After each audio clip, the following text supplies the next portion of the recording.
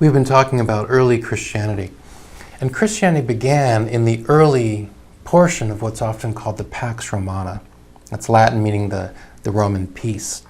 And that refers to the period of time when this part of the world that we're looking at, from Britain in the northwest to the Middle East in the east there on the map, when there's a pretty high level of order and stability and security that the Roman Empire built. And in fact, that order and that stability, that predictability, that has a lot to do with the growth of Christianity itself. We've said this before, that Paul, of course, a key early Christian thinker and early Christian preacher, he will write and say, I plan to go here, and then I hope to go there, and then I want to go there, and then I want to go there. And the reason Paul could do that is because the Romans had built shipping lanes, the Romans had built roads, and there was a degree of predictability at work in the Roman Empire.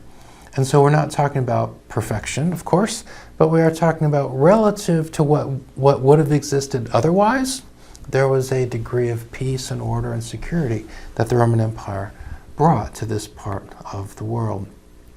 Now when we look at those dates there, 27 BC, 180 AD, 27 BC, that's the year that Octavian, Caesar Augustus, gets complete power in Rome, okay?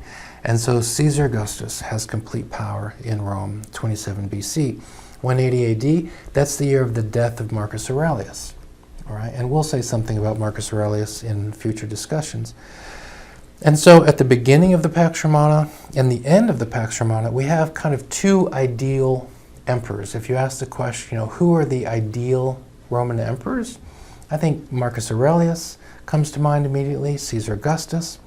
Now in between them, in this Pax Romana, even though on the whole things are pretty good in the Pax Romana, you've got some really bad emperors. Caligula, for example, Nero. These are rough characters, right? So we're not talking about perfection, far from perfection, but again, a relative degree of order and stability in the empire at large. And it's kind of bookended. At the beginning and at the end, you have these two relatively models of emperors, okay? Caesar Augustus and Marcus Aurelius. Now, Caesar Augustus wrote up a list of his achievements, right? The works of the divine Augustus, and even the title of this document that he puts together, the works, the achievements of the divine Augustus. This gets at this idea that Caesar Augustus is a deity. Caesar Augustus is a god. And of course, as we've said, this is a major problem that Christians will run into. One of the things Caesar Augustus said he did was that he raised an army with which I set free the state which was oppressed by the domination of a faction. A faction is sort of an interest group, a party. I think what he's referring to here is the civil war that happens in Rome after the assassination of Julius Caesar. Julius Caesar, of course, this great Roman who does so much to build the Roman Empire. And he's assassinated. Brutus and Cassius are concerned that Julius Caesar wants to be a dictator, and so they assassinate him. But then that leads to civil war, and Octavian is opposed to Brutus and Cassius. Octavian comes out on top, and this is what he's referring to. So he brings order to the state, right? And the state, he says, was being oppressed by the domination of a faction. So the idea is that I have liberated the state from that faction. I've liberated the state from Brutus, Cassius, and those who are with them. There's that Roman ideal of libertas, right? Now it's interesting because Brutus and Cassius also did what they did in the name of libertas, that Roman virtue, that desire for liberty, right? So Brutus and Cassius appealed to libertas. Octavian and Caesar Augustus seems to be saying, well, no, they were the threats to libertas, right? So I took them down. I took them down. This is one of his achievements. Another achievement Caesar Augustus claimed is, he says, I often waged war, civil and foreign, on the earth and sea, right, expanding that empire. In the whole wide world, there's that ancient way of talking, whatever we know of the world, that is the whole world. And as victor, I spared all the citizens who sought pardon. There's that Roman virtue of clementia, right, mercy, clemency. As for foreign nations, those which I was able to safely forgive, I preferred to preserve rather than to destroy. So certain we have conquest, certain we have the exercise of military power, all right? But where possible, Caesar Augustus says, I exercised clementia, that Roman virtue of clementia, mercy. And then Caesar says, 3 times I gave shows of gladiators under my name, and 5 times under the name of my sons and grandsons. In these shows, about 10,000 men fought. Twice I furnished under my name spectacles of athletes gathered from everywhere, and 3 times under my grandson's name. And so the putting on of great spectacles, and of course we have the Colosseum in Rome. It's hard to believe more than 50,000 people could fit into this Colosseum in Rome. And then you have a lot of smaller Colosseums throughout the empire. And this is a way that you win the favor of the people. This is sort of a gift you give to the people. You provide these huge entertainments. Beasts fighting against beasts, beasts fighting people, people fighting one another, races, etc. Some of them very violent, some of them not, some of them athletic, some quite violent, just depending what it is. It's interesting, we have a passage in an early Christian document called the Book of Hebrews. So the first verse of chapter 12 of this early Christian document called the Book of Hebrews, the writer says, since we are surrounded by such a great cloud of witnesses, and what the writer had previously been talking about are, people of faith who had died. And so the writer's suggesting that the people of great faith who have died are now watching. They are the spectators. They are in the stands of the celestial Colosseum, and we are running the race. Anyway, that early Christian writing says, since we are surrounded by such a great cloud of witnesses, let us throw off everything that hinders and the sin that so easily entangles, and let us run with perseverance the race marked out for us. You have this image of somebody running a race with spectators watching, right? Well, where did that imagery come from? Well, from these kinds of games.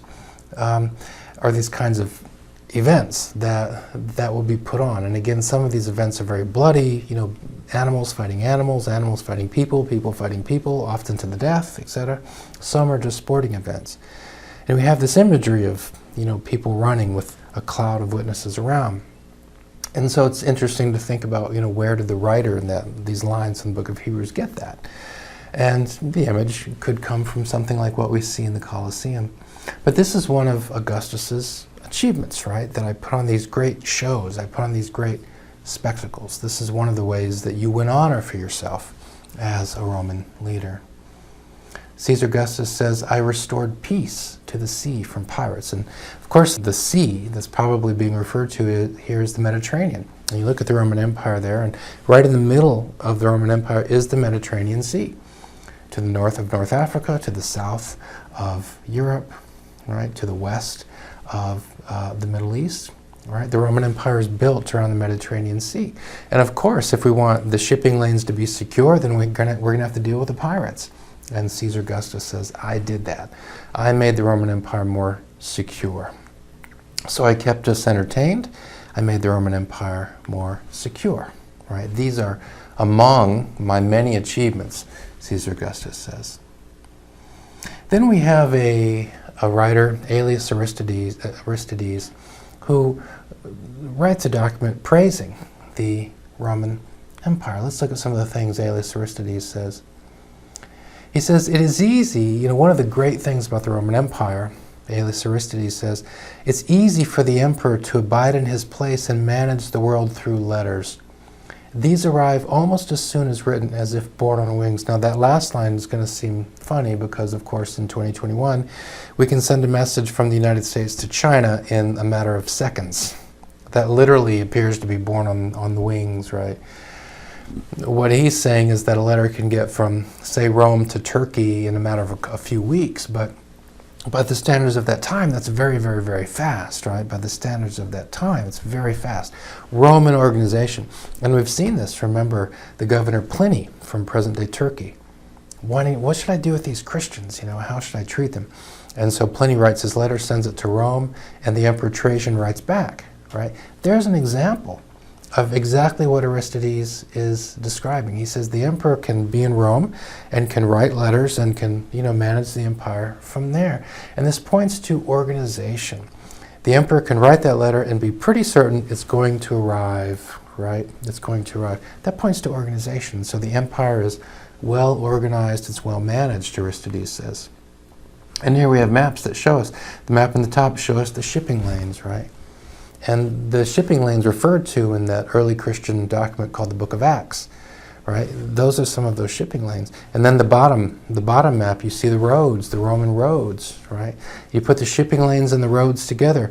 Well, emperor's letters will go along those shipping lanes. Emperor's letters will be carried along those roads. And many other goods, many other things will travel these shipping they'll travel on these shipping routes, they'll travel on these roads. And so we're looking at a culture that was highly organized and that tied its empire together. The empire was bound together by a series of roads and shipping lanes, forts, etc. Okay? And so the result is that different parts of the empire can trade. So you have different things that are grown, things that will grow on trees in Europe that won't grow, that will grow on trees in present-day France, that will not grow on trees in England, right? But now people in England have access to that because of this system of roads and the shipping lanes. Things that are produced in the Middle East can now be enjoyed in present-day Spain. Things that are in Spain can now be enjoyed in present-day Belgium, for example. Things that are produced in Belgium can now be enjoyed in present-day Morocco, thanks to the organization that the Romans have put in place. Today we speak of a global economy, of an economy that involves the entire world. Well, here's an early example of it, we'll just use the word, an international economy that the Roman Empire built. And Aristotle refers to this. He says, wherever any people produces, or whatever any people produces, can be found here within the empire. Egypt, Sicily, and the civilized part of Africa are your farms. So the civilized part of Africa, referring to that part that's within the Roman Empire, that northern part of Africa there, Morocco, present-day Algeria, present-day Libya, present-day Tunisia, right? So these parts of Africa that have come into the Roman Empire, right? These are kind of the empire's farms. Egypt is a farm. All right, that Egyptian, that Nile River, right, and the delta of the Nile River, and that tremendous farmland along the Nile River. Well, that's now a Roman farm. Sicily, that big island off the southwest, right off the toe of the Italian boot there, right, Sicily. That is a Roman farm, and these farms produce different kinds of goods, different kinds of soil, different kinds of climate, right? Different goods get produced. But you've got now an international economy that, enriches people's lives, because you think of it this way, before the Romans came, grandma and grandpa never had access to a lot of the stuff that we have access to. Let's say we live in present-day Britain. Well, now, in Roman Britain, we have access to all kinds of things from the empire that grandma and grandpa never had access to. And so maybe we're not so thrilled with the Romans being here on the one hand. On the other hand, we have to say, it's kind of nice to have these goods that the Romans bring with them, right? That the Roman Empire has made possible to have and to enjoy. And so here we have a map that just shows sort of some of the different goods that will be out there. Olive oil, for example, timber, wine, grain, things like that. Okay. Aristotle says that the most notable and praiseworthy feature of the Roman Empire is a magnanimous, that is, a great conception of citizenship. Neither the seas nor expansive land bars citizenship, right? So you have people in the empire who are not citizens, people who are citizens. We've mentioned this a number of times. Jesus is not a citizen, and therefore, when the punishment comes down, he's crucified. As a rule, citizens are not crucified. And so when Paul is executed during a persecution of the Christians, he's not crucified. We don't know exactly how, probably beheaded. But, either way, it's a terrible way to go out. But beheading is quick, crucifixion is long and agonizing. One of the benefits of being a citizen is that, except under very rare circumstances, you're not crucified. We've mentioned that a number of times. This conception of citizenship, right? And it's not linked only to one ethnic group. It's not linked only to one part of the empire. This is something that can be enjoyed by people throughout the empire. And we won't go through this in detail, but you can pause and look at it, some of the benefits that come with being a Roman citizen. And we've mentioned some of these before. The right to hold office, for example, a right to vote, a right to own property. There are definite benefits that come with citizenship. And this is a key Roman idea that, of course, is with us to this day. There are people living in the United States who are citizens. There are people living in the United States who are not citizens. And citizenship brings certain benefits that non-citizenship does not. And I think something similar to that is playing out in the Roman Empire. Aristotle says that the splendid and distant walls you erected are worthy of you. This gets at the idea of security. Security. Building this empire, but then you've got to secure it, right? You've got to provide for security, keep it safe. Beyond the outermost ring of the civilized world, you drew a second circle, like the outer fortification of a city. So defensive lines, fortresses, walls, etc., to defend the empire. And so here we have a map that shows us some of the walls. If you look at Britain, this is given here in Latin, limes. Limes, it means limit, really.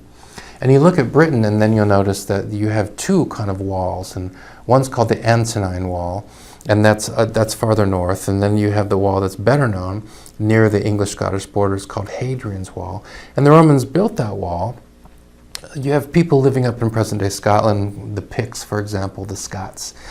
And the Romans calculated that, you know, we can go into Scotland and we can conquer these people, the Picts and the Scots, but, you know, we're a long way from home, and maybe it would be just smarter to build a big wall to keep the Scots and the Picts out of the Roman Empire, to keep them up there, rather than to try to, you know, conquer them. What's called cost-benefit analysis. The costs of moving into Scotland and conquering the Scots and the Picts, the cost would be greater than the benefits of doing so. So let's build a wall. And that, I think, gets at a little bit of kind of the reasonableness of the Romans. The Romans, of course, have this huge empire, but they understand there are limits, right? I mean, you can't conquer, you know, the entire planet, right? There are limits to what we can do, and one of those limits is there in Britain. You can see we have other limes, other limits there in the empire, but this is what Aristotle is getting at, that we build the empire, and then we have defensive systems to protect it, right? And I think one reason Aristotle thinks, you know, this is a thing to praise, is that it means that the government of Rome, the Roman state, is concerned about the security of the state, right? Preserving the security of the state, and part of that means fortresses, walls, etc. Okay, and so here's an example. We talked about Hadrian's Wall, and it's a little hard to see in the map up top, but you can see that Hadrian's Wall runs in present-day England, but not far from the southern border of Scotland, and you can drive and see Hadrian's Wall today in England. Elsewhere in Britain, for example, at a place called Carnarvon in Wales, you can see an old ruins of an old Roman fort. Or you can go to a town called Chester, which is near the border of North Wales, and you can see old Roman ruins there. And it's so interesting to be walking through a town, you know, modern town in Britain, and then you come across Roman ruins, and of course you can do the same thing in France and Spain and many other parts of Europe, but then also North Africa and the Middle East as well. The Romans built this empire, they recreated their culture throughout their empire, and therefore you have ruins throughout the old Roman Empire. Here's just a map that shows us some of the roads, and these old Roman roads still exist. Of course, they've been made into, you know, asphalt now, but these old Roman roads built that the Romans built, many of them are still being used. The caption up top says these British roads were built by the Romans 2,000 years ago. They were the United Kingdom's first, and you can still drive along many today, right? So there's a legacy that even as we speak, people are driving on roads. They're driving routes that the Romans themselves first carved out of the land, right? And then just an example of some of the goods that the Romans will get in Britain. So different goods from different parts of the world, and then we pull them all together and we have kind of this international economy, right? And we can trade, and things from Britain can go to the present-day Middle East, and things from the Middle East can go to present-day Britain. And so you have a lot of goods that are being shared within the empire that otherwise would not have been shared had the empire not existed. And so here in Britain, for example, the production of copper, of lead, of iron, silver, tin, even some gold, etc. All of these things will be useful to the empire. Aristotle says, you have measured out the world, bridged rivers, cut roads through mountains, filled the waste with posting stations, introduced orderly and refined modes of life. Well, this kind of gets at a theme we've been touching on throughout, sort of organization, engineering skills, right? Engineering skills. I mean, think about building something 2,000 years ago. And of course, it shows a lot of wear and tear over time, but that Hadrian's Wall is still there. A lot of these ruins are still there, right? We can see what the Romans built. It's pretty impressive, tremendous engineering skills, right? Organization, a lot of organization here. It is quite impressive. I think Aristotle is right to point this out as something pretty unique about the Romans. I can't think of another culture that has left a physical legacy as broad as the Romans left, in terms of, again, you can go see ruins in Europe, in the Middle East, in North Africa, etc. It's pretty impressive. And then Aristotle, referring to the Romans, says that they are natural rulers, right? There was something about this culture that made this empire possible. Something about this culture that made this empire possible. And that's always an interesting thing. Certain cultures in history just seem to have something within them that prompted them to build empires, right? And some of those empires were, disasters, right, and horrible. But others, had definite problems, but brought some benefits. And I think that's what we're looking at here with the Roman Empire. And we'll discuss some of the problems of the Roman Empire. But there were some benefits as well. I was reminded of this passage in the early Christian writing called the Gospel of Luke. In those days, Caesar Augustus, that would be Caesar Augustus, Octavian, issued a decree that a census should be taken of the entire Roman world. There's that organizational thing again. Who lives in the empire, right? Gathering information on who lives in the empire. This was the first census that took place while Quirinius was the governor of Syria, and everyone went to their own town to register, right? So there's that Roman impulse to organize. And we see this in the shipping lanes, we see this in the roads they build, we see this in the documents they write that survive.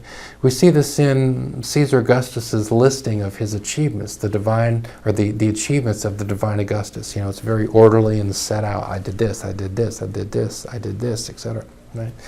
So it's a culture that has left a tremendous legacy. We've already looked at some of the ways that the Roman language of the western part of the empire, how Latin, English speakers speak a lot of Latin. English speakers, of course, speak a lot of Greek as well, and the Romans will bring a lot of Greek into their Latin. But every single day, in different ways, the legacy of the Romans is very much with us. There's a lot to criticize in the Roman Empire, and we'll do some of that. But there's a good bit there also that is pretty impressive.